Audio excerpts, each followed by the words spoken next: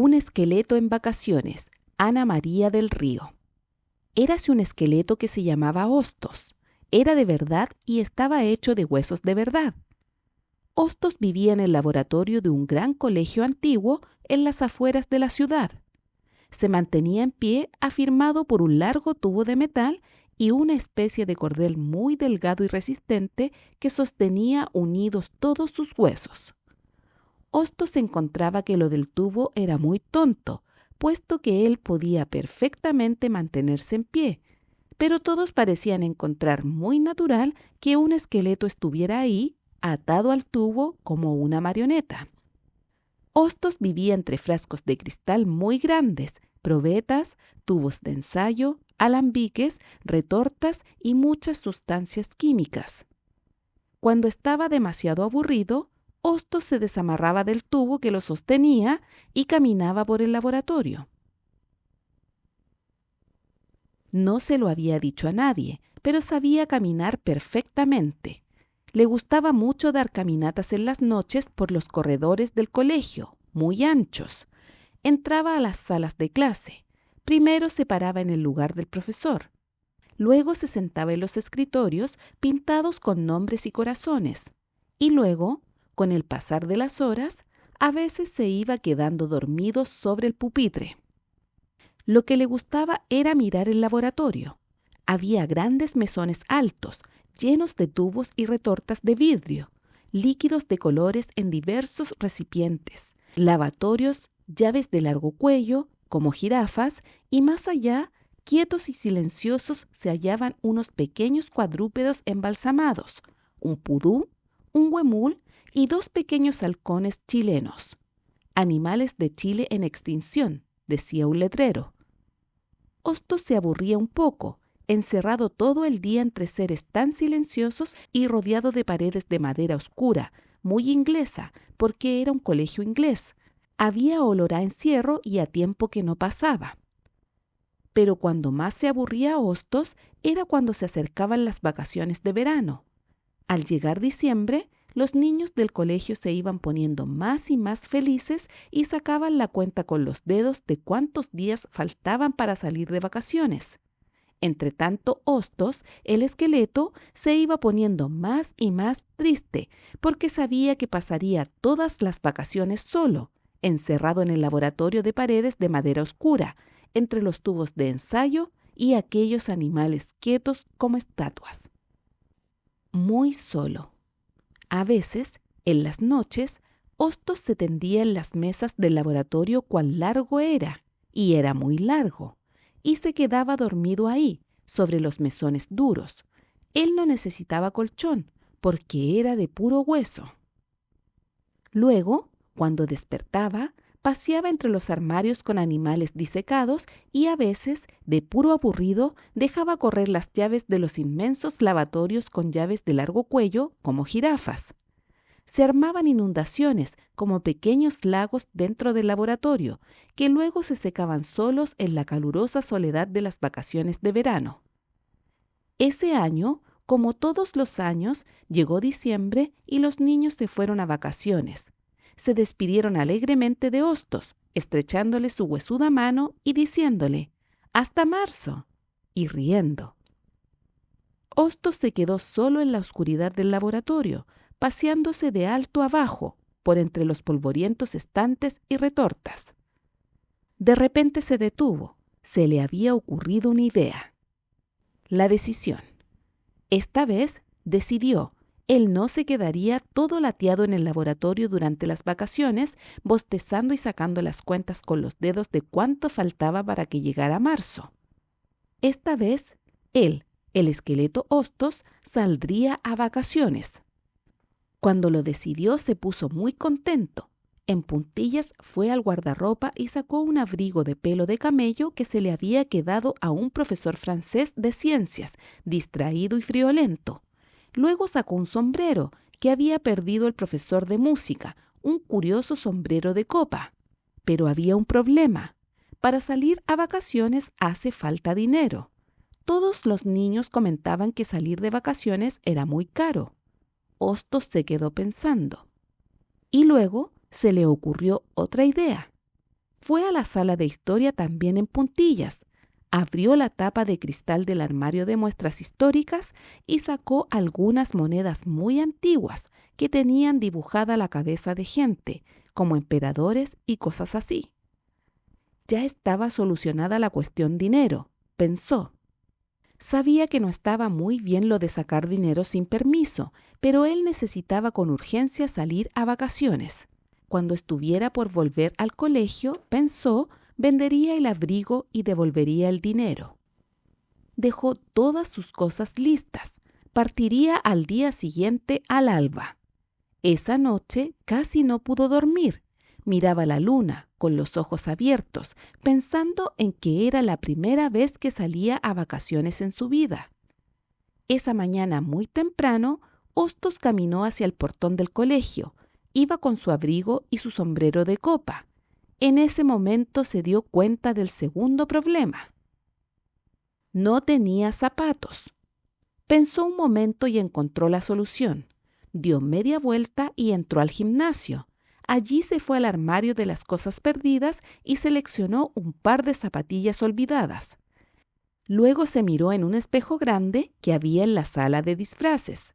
Se veía un poco raro, con abrigo, sombrero de copa y zapatillas, pero peor era salir a hueso pelado, y muy contento salió del colegio y comenzó sus vacaciones. Olor a aire fresco. Hostos iba feliz. Habían comenzado sus vacaciones, las primeras que tomaba en su vida. Por donde pasaba, sentía el olor a aire fresco, muy distinto del olor a encierro del colegio. También veía un sol brillante, amarillo, como los dibujos que hacían los niños a vuelta de vacaciones.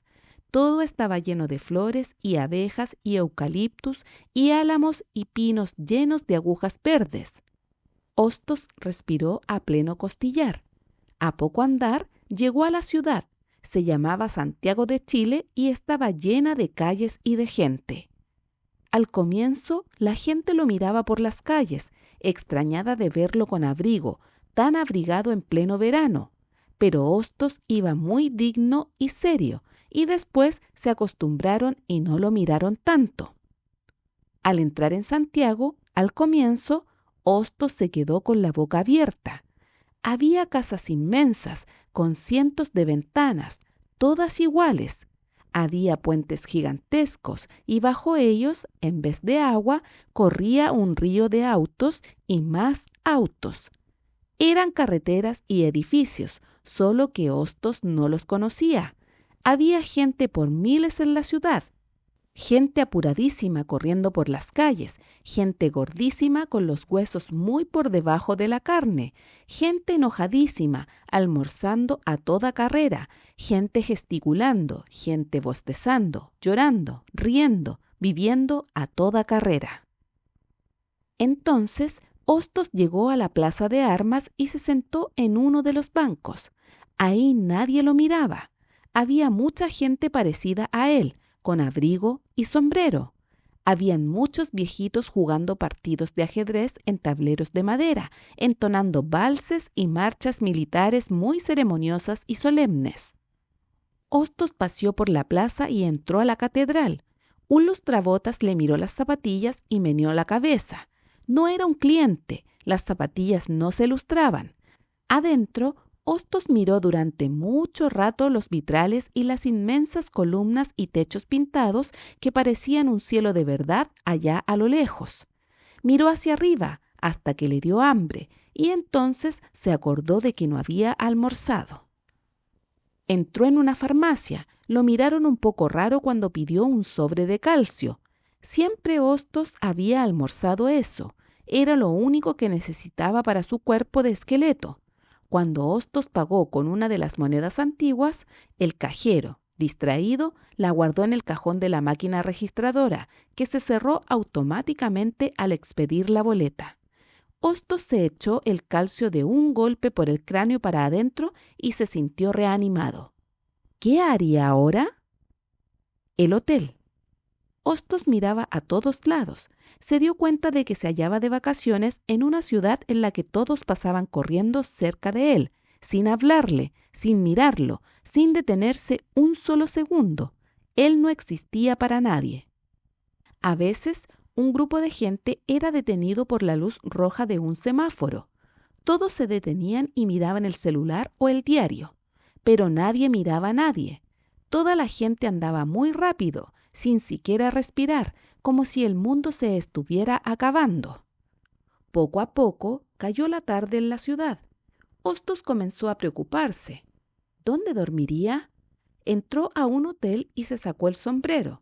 Al verlo, la señorita de la recepción lanzó un grito horroroso y cayó desmayada. Asustado, Hostos salió, apurado, alejándose de ahí, antes que alguien llegara.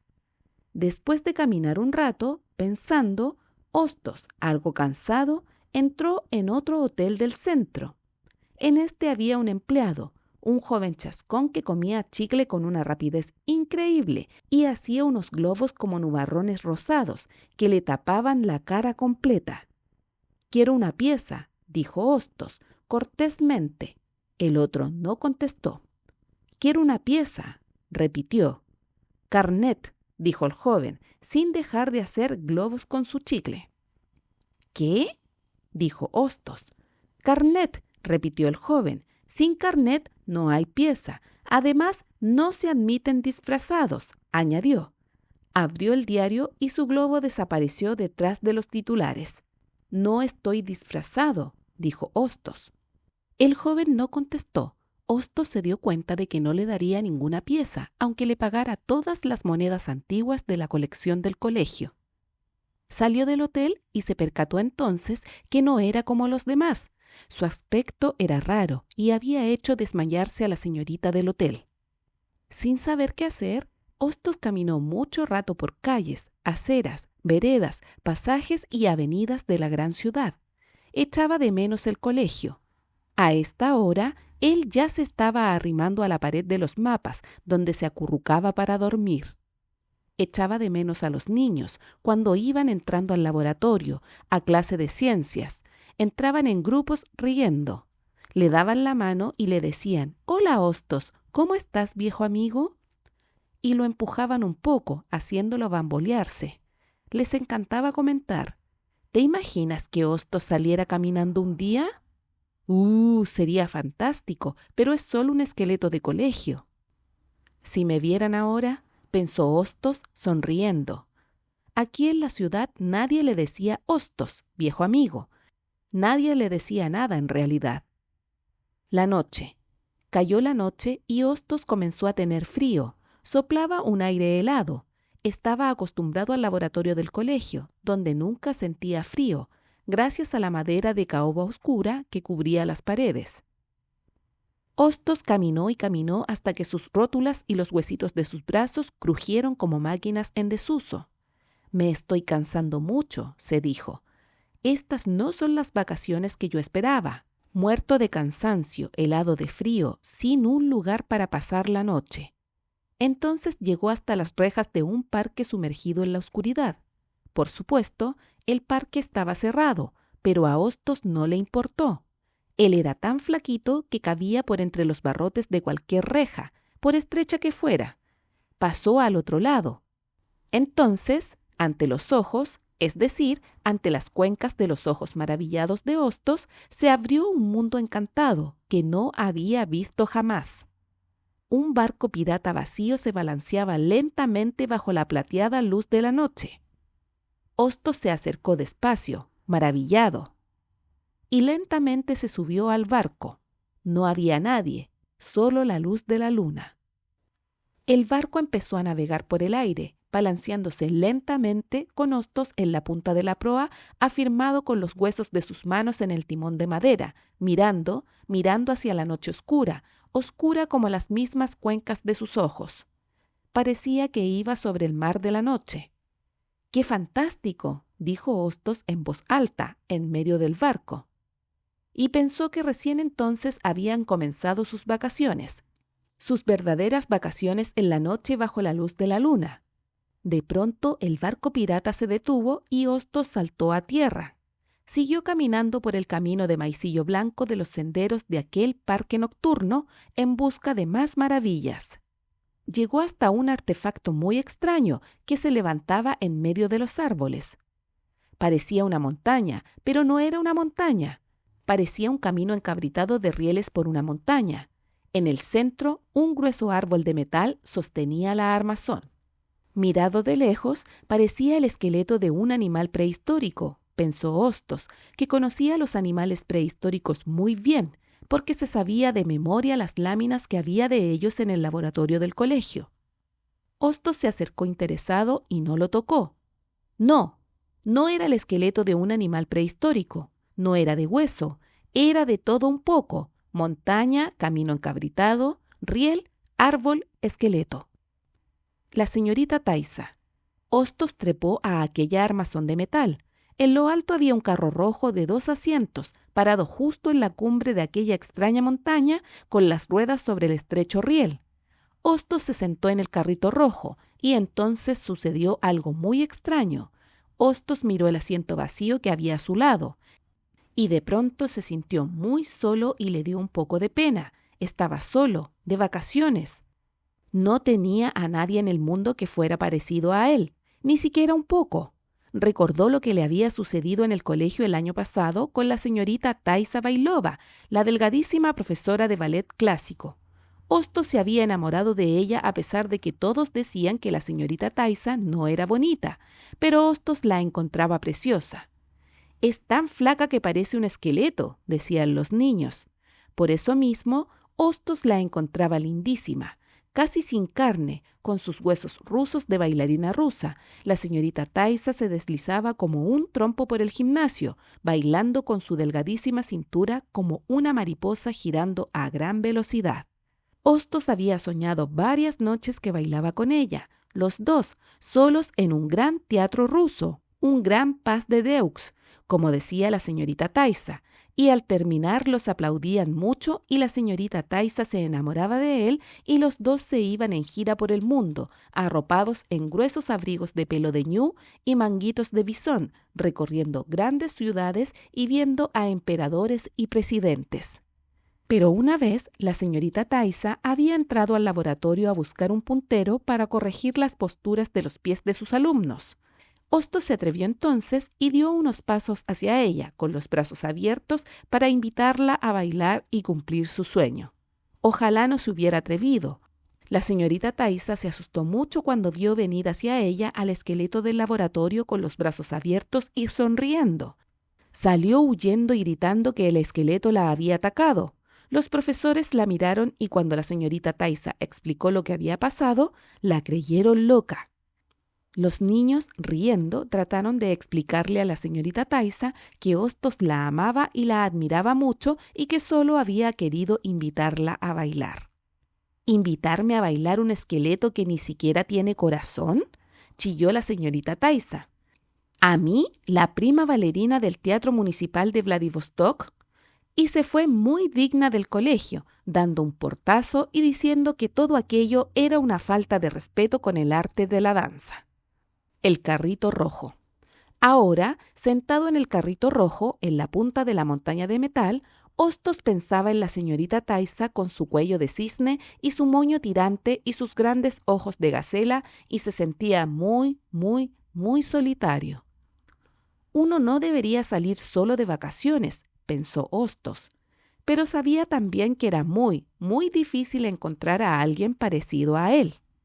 Se arropó en su largo abrigo y se acomodó en el asiento, disponiéndose a dormir. Pero en eso, una rama de árbol movió la palanca de los cambios del tablero de control, allá abajo, y entonces el carro rojo comenzó a bajar por el riel de la montaña rusa, cada vez más y más y más ligero. Los faldones del largo abrigo de Hostos se volaban en las curvas, mientras él, por primera vez en su vida, sentía una cosa en la guata como un corazón que le latía y que le subía y le bajaba locamente. Era el miedo. Maravillado, Hostos se dio cuenta de que era un esqueleto especial. Podía sentir miedo y echar de menos a un ser humano. Tenía corazón. Mientras, el carro rojo bajaba de las alturas a gran velocidad y se remontaba de nuevo. «¡Tengo corazón!», gritó Hostos, entusiasmado, dejando correr el grito en la oscuridad de la noche, remontándose a la cumbre de la montaña para precipitarse a los abismos. «Es lo que me sube y me baja, mi propio corazón».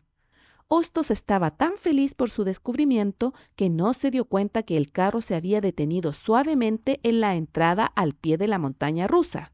El recorrido había terminado. El túnel. Hostos siguió caminando por el mundo encantado que había encontrado en medio de aquel parque en la noche y que había dado inicio a sus vacaciones en el momento menos esperado. Todo era perfecto esa noche, excepto que Hostos, caminando por los senderos de maicillo blanco que relucían a la luz de la luna, se sentía solo y echaba de menos a alguien. No sabía a quién. De pronto, Hostos pasó frente a los espejos de la risa y se vio ahí muy gordo, con los huesos anchos, con un abrigo que no era suyo y un sombrero que le quedaba algo grande, soñando con no estar solo. Le dio un poco de risa y un poco de pena. «De todos modos, estas son mis vacaciones», se dijo. Entonces, bajo la luna, como si hubiera aparecido de repente, vio la entrada al tren, como la boca de un túnel. Era un tren fantasma tradicional, con todo lo que debe tener un tren fantasma que se respete. En la entrada del túnel había dibujado todo lo que se prometía en el tren: telarañas, abismos, calaveras bailando, ataúdes, brujas, calderos, gatos, búhos, fantasmas y esqueletos bailando. Entusiasmado, Hostos entró. Al comienzo no vio nada, pero después descubrió un mundo maravilloso.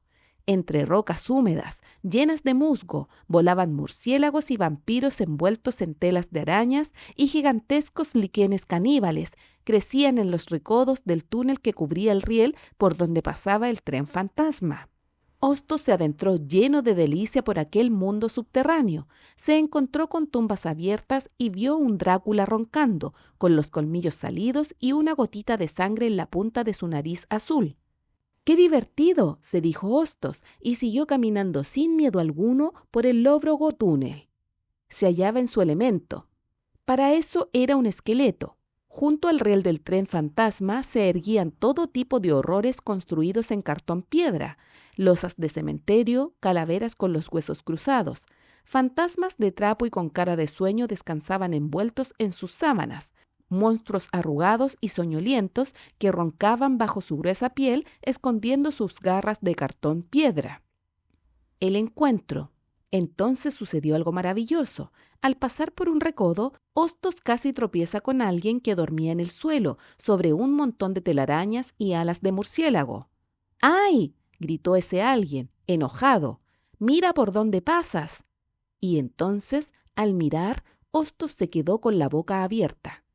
Ante él estaba una esqueletita preciosa, de huesos marfileños y largos, como los de una bailarina muy elegante que se estiraba bostezando. «¿Es que no puedes mirar dónde pones los pies?», dijo ella un poco enojada. Perdón», balbuceó Hostos, ayudándola a levantarse. Ella era livianita y grácil como una pluma. «Es que no soy de aquí», dijo Hostos sin dejar de mirarla.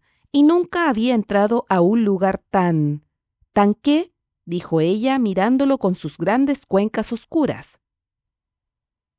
«Tan maravilloso», dijo Hostos de una sola vez.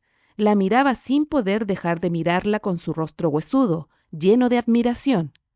«Es bellísima», pensó, delgada, elegante, de bellos huesos elongados.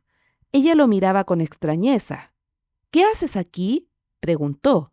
«Estoy de vacaciones», dijo Hostos. «¿De vacaciones?», se asombró ella. «¿Un esqueleto de vacaciones?». «Sí», repuso Hostos, «trabajo en el laboratorio de un colegio inglés cerca de la ciudad». «Ah», dijo ella, mirándolo.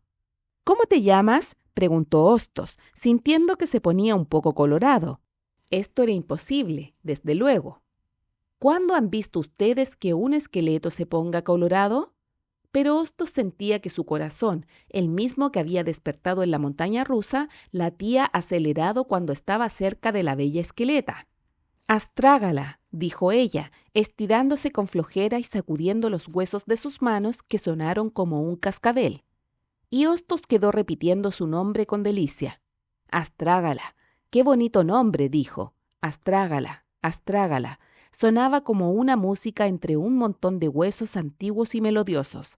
Entretanto, Astrágala ordenaba las telarañas y colgaba a los murciélagos y vampiros del techo mientras ahuecaba a los fantasmas para que parecieran inflados. —¿Qué haces? —preguntó Hostos. —El aseo —dijo Astrágala—. Preparo las cosas para cuando comience a pasar el tren. —¿El tren? —dijo Hostos sorprendido. —Tú preguntas todo, como si vinieras bajando recién a la tierra —dijo Astrágala, mirándolo fijo. Este es un tren fantasma y todos nosotros trabajamos aquí asustando, en jornada completa. ¿O no te habías dado cuenta? ¿Cómo te llamas? —preguntó.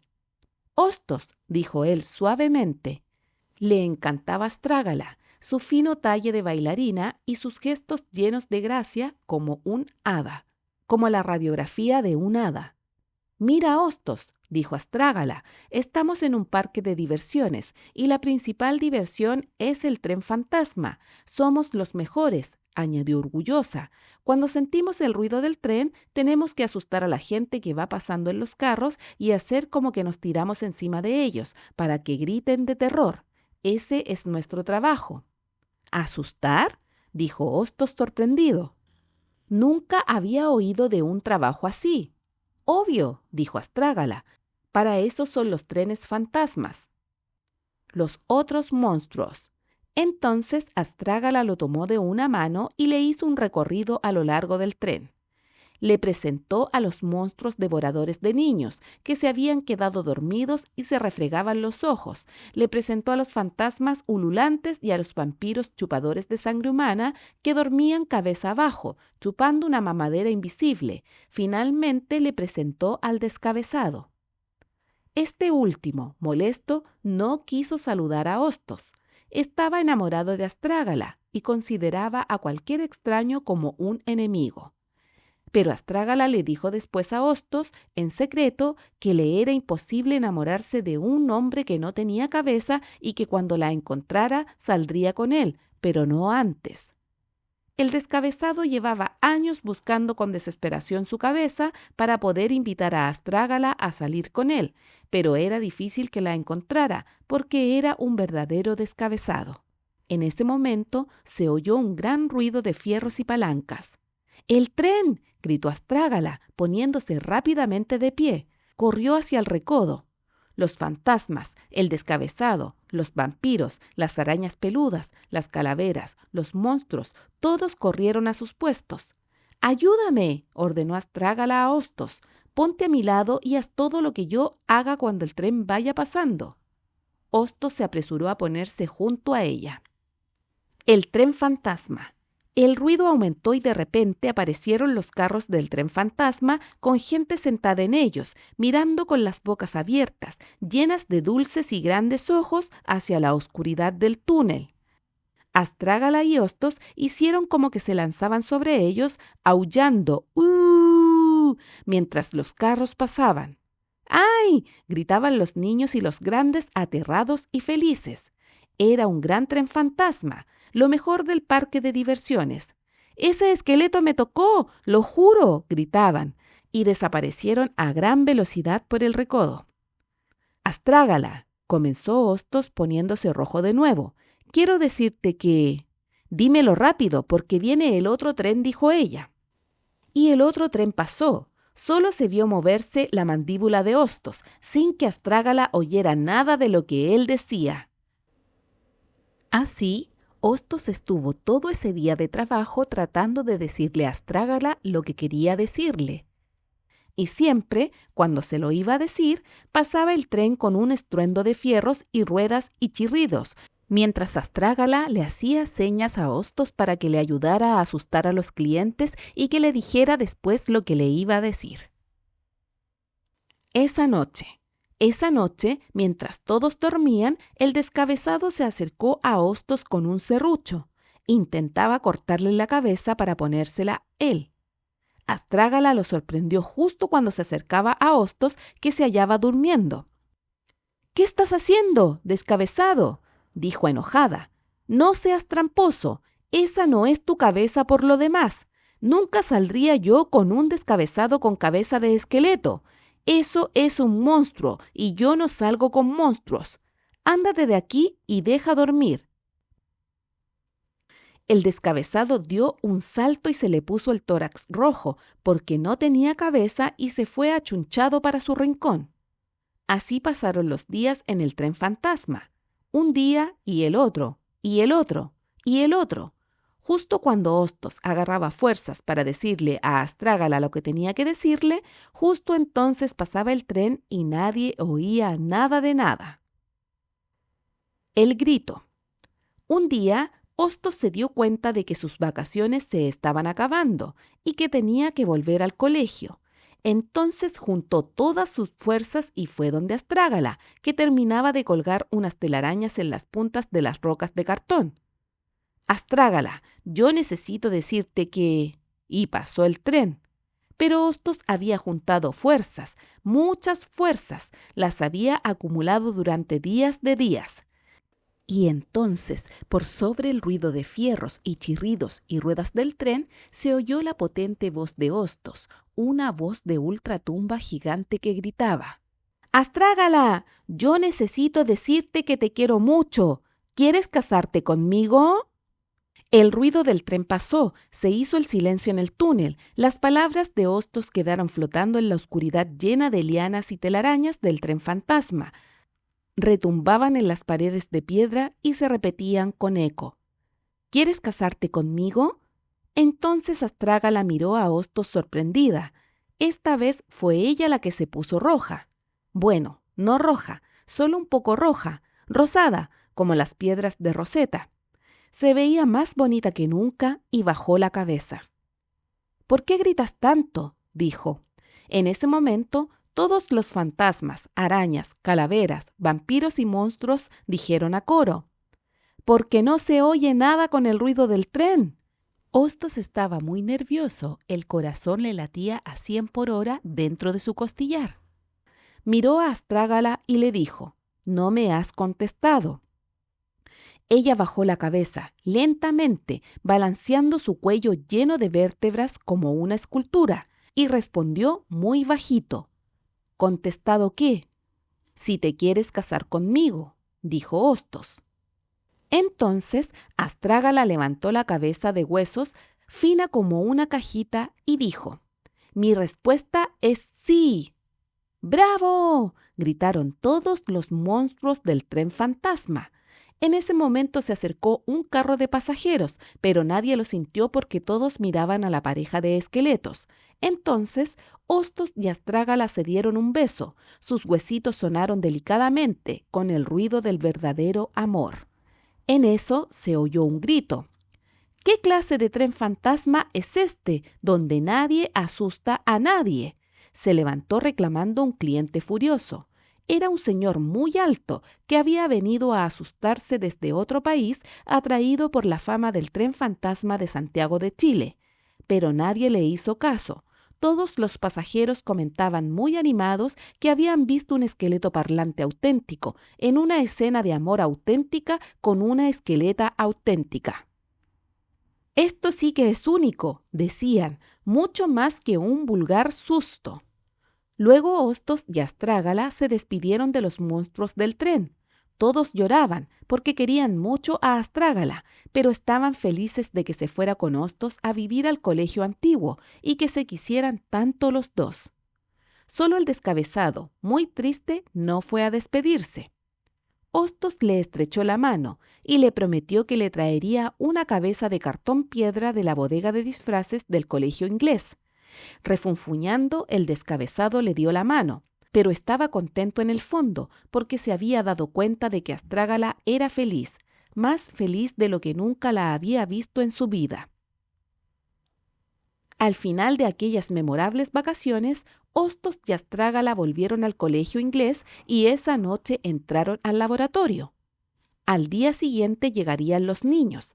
Se pusieron cada uno en un soporte de metal y se quedaron quietos, mirándose felices. «Qué tranquilo es todo esto», se maravillaba Astrágala, mirando las paredes de caoba con los silenciosos pájaros embalsamados, las grandes mesas del laboratorio llenas de probetas y los armarios con los mapas del mundo. No hay que colgar vampiros, ni barrer líquenes, ni inflar fantasmas, ni chasconear monstruos. ¡Qué alivio!, suspiró feliz. Era la vida tranquila y ordenada que Astrágala siempre había soñado. «Buenas noches, Hostos», dijo, dándole un beso. «Soy feliz». 2 en vez de 1. Ese año, a vuelta de vacaciones, los profesores se extrañaron cuando entraron al laboratorio y vieron 2 esqueletos en lugar de 1.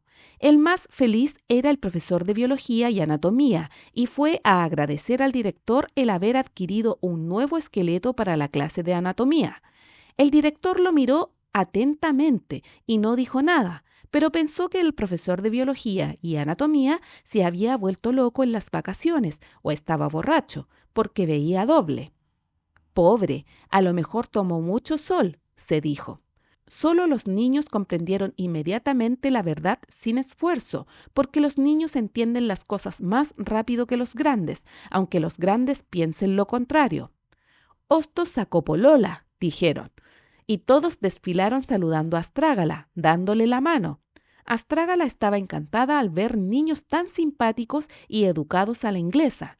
Inmediatamente se hizo amiga de ellos. Y en las clases de biología y anatomía, cuando el profesor pedía a alguno que saliera adelante y mostrara los huesos de las costillas y el fémur y la tibia y el peroné y el tarso y el metatarso, Astrágala, a la disimulada, les soplaba y les mostraba con su dedito de hueso dónde estaban los huesos correspondientes. Y Hostos y Astrágala se quedaron en aquel colegio para siempre. No salieron nunca más a vacaciones, conversaban todo el día y recordaban las andanzas en el tren fantasma. Vivieron muy felices porque el amor los había hecho inseparables y eternos. Blue. Había una vez 3 niñitos muy tímidos que se sentían muy solos en la tierra. Una era la niñita más gorda del mundo, era de Estados Unidos y se llamaba Caroline Ballon. Siempre tenía hambre, solo sabía decir, I am starving, estoy muerta de hambre. Otro era el niñito más bajo del mundo. Era mucho más pequeño de lo que correspondía a su edad. Venía de Francia, se llamaba André Petit y andaba muy derecho. Era muy rabioso y peleaba a combos con todos sus compañeros para que lo respetaran. Solo sabía decir, ¡Ey! Simol, ¡Ey, soy yo! La tercera era la niñita más flaca del mundo. Se llamaba Pili Delgado y no comía nada. Era delgada como un hilo. Nunca tenía ganas de hacer nada y solo sabía decir, me carga esto. Un día, Caroline Ballon, André Petit y Pili Delgado decidieron irse de la Tierra porque no lo pasaban bien en ella. Se consiguieron unos trajes espaciales y se metieron en el Stardust II, una nave con un grupo de científicos que iban con niños y que tenían la misión de recolectar datos sobre el sistema solar. Iban navegando por el espacio cuando de pronto, por un desperfecto técnico, la cápsula donde viajaban los 3 niños se separó de la nave madre y fue atraída por la fuerza de gravedad de un planeta desconocido. El aplanetaje fue muy brusco. Los niños se bajaron y miraron a su alrededor, impresionados. Eran los primeros que pisaban ese mundo extraño y hermoso, con 3 soles que no calentaban casi nada, grandes piedras negras altas como catedrales y un suelo lleno de bolitas redondas del color de las uvas, durísimas. La mirada. Los 3 se miraron con desconfianza, eran muy tímidos. I am starving, dijo Caroline Ballon, con cara de hambre. ¡Ey, Simol!, dijo André Petit, mostrando los puños. Me carga esto, dijo Pili Delgado, mirando todo con desgano. Ninguno entendió nada de lo que decían los otros. Se ajustaron sus cascos espaciales y se volvieron a mirar como enemigos. Entonces, en ese momento, detrás de una filuda roca negra, apareció un monstruo. Era una bolsa azulosa, con venas rojas y patas. Avanzó muy despacio hacia los niños que la miraban con la boca abierta. Los tres dieron un paso atrás al mismo tiempo. ¡Ay!, dijeron Caroline, André y Pili al mismo tiempo. En ese momento se miraron y supieron que se entendían. Los tres tenían lo mismo, un miedo terrible. Se acercaron un poco más, sus cascos casi se tocaban y se pusieron a buscar algo con que defenderse del enemigo. En ese momento vieron en el suelo una especie de larga piedra negra con forma de cuchillo. Los tres hicieron un gesto de sí con la cabeza. Se defenderían juntos si la bolsa azulosa los atacaba. Agarraron la piedra entre todos y esperaron a pie firme. Pero la bolsa azulosa no siguió avanzando. Se detuvo y se encuclilló en el suelo. Ahí comenzó a resquebrajarse y se abrió por la mitad, sobre el suelo del planeta, de durísimas bolitas moradas. Entonces Caroline, André y Pili vieron que desde adentro salía un pequeño ser. Era el monstruito más lindo que nunca nadie había visto. Miró a los tres niños con su carita de 3 ojos, 2 narices redonditas y una boca muy grande, abierta y divertida como una tajada de sandía. Extendió sus 4 bracitos hacia ellos y gritó: ¡Ma! Los 3 niños se miraron con asombro. Habían entendido perfectamente. El monstruito quería a su mamá. Y pensar que habían estado a punto de atravesarlo con la piedra. La dejaron en el suelo y con mucho cuidado se acercaron a los restos de la bolsa azulosa y miraron al pequeño. Era muy suave, con una pelusa azul, como conejito. No tenía ningún miedo de ellos. Se estiró como un gatito y luego repitió con su voz como un pequeño ladrido: ¡Ma! Los niños se miraron emocionados. El monstruito creía que ellos eran la mamá. Entonces sintieron que él tenía que conocerlos, saber quiénes eran ellos realmente. Y había que decir la verdad. Se acercaron uno por uno al borde de la bolsa azulosa. Soy Caroline Ballon y siempre tengo ganas de comer. Soy muy gorda y por eso creo que nadie me quiere. Entonces me da pena y como más, dijo Caroline, muy seria en inglés. Yo soy André Petit. Soy muy bajo. Siempre creo que los demás no me respetan y entonces les pego para que me tengan miedo, dijo André en francés. Soy Pili Delgado, dijo Pili en español. Soy muy flaca porque no como nada y por eso nunca tengo ganas de hacer nada y soy muy fome y todo me da lata o pena. La bolsa azulosa. Apenas ellos habían terminado de hablar, sucedió una cosa maravillosa. Sus palabras cayeron en la bolsa azulosa. Esta se cerró y se hundió bajo el suelo.